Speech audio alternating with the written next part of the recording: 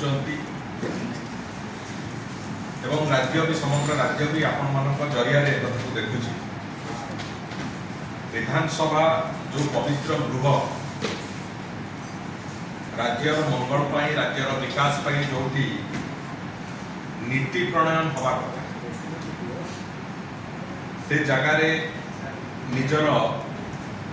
राजनैतिक स्वार्थ को चरितार्थ करने दीर्घ दिन धरी एक हाई वोल्टेज ड्रामा चलती विधानसभा अधिवेशन को नष्ट करने 13 दिन धरिकी विधानसभा प्रश्नकाल शून्यकाल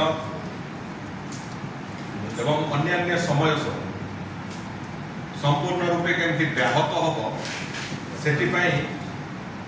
पूरापूरी भाव में विधिबद्ध योजना विरोधी दल पक्षर आरंभ हो गत 13 दिन धरिकी माने 7 मार्च एभली अभावनीय परिस्थिति देखा मिलूँ जोटा कि कौन सी मत ग्रहणीय नुहे कौन सी गणतांत्रिक व्यवस्था ग्रहणीय नुहे एवं विधानसभा जो परंपरा से दृष्टि ग्रहणीय ये सब कथा को आखि आगे रखी एपरिकी जितेबले अत्यंत असहनीय है जितेबले विधानसभा चली आसुवा परंपरा चली आसुवा व्यवस्था चली आसुवा श्रृंखला जो बंध ताकू भांगी जितेबले आहरी अधिक घटना गुड़िक घटिला एवं अत्यंत असहनीय है विधानसभा जो श्रृंखला और नियम दृष्टिकोण से कांग्रेस दल जड़े वरिष्ठ विधायक को बाचस्पति निज अनिच्छा सत्वे माने मोर बाचस्पति महोदय विधानसभा 7 दिन सस्पेंड भी कले आशा करा जे अंततः एभली एक दंड विधान परे विरोधी दल माने विधानसभा जो कार्यकाल को ठीक ढंग से चलेबे गणतांत्रिक व्यवस्था प्रति निजर सम्मान देखेबे एवं जनप्रतिनिधि भाव में जो भूमिका ठीक भाव में निर्वाहन करेंगे आज ओडिशार समस्त जनसाधारण को आगे आपण मानक जरिया रे मु कहबा चाहे जे विधानसभा को एथर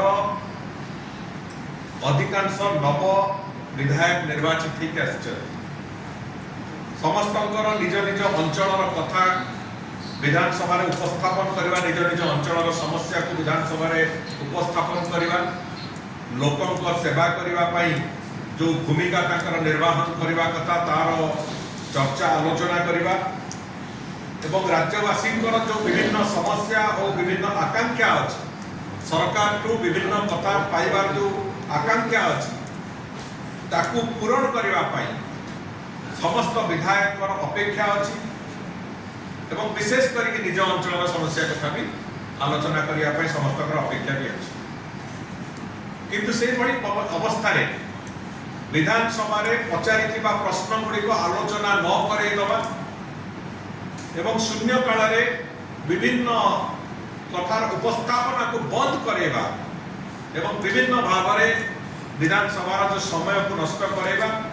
ये वास्तव में एक अत्यंत कदर्य कथा एवं एतिरे मत तो लगुच दलमत निर्विशेष जिते नुआ विधायक निर्वाचित आसी समस्तंकर जो आकांक्षा अच्छी से आकांक्षा को हत्या करने सहित गणतंत्र को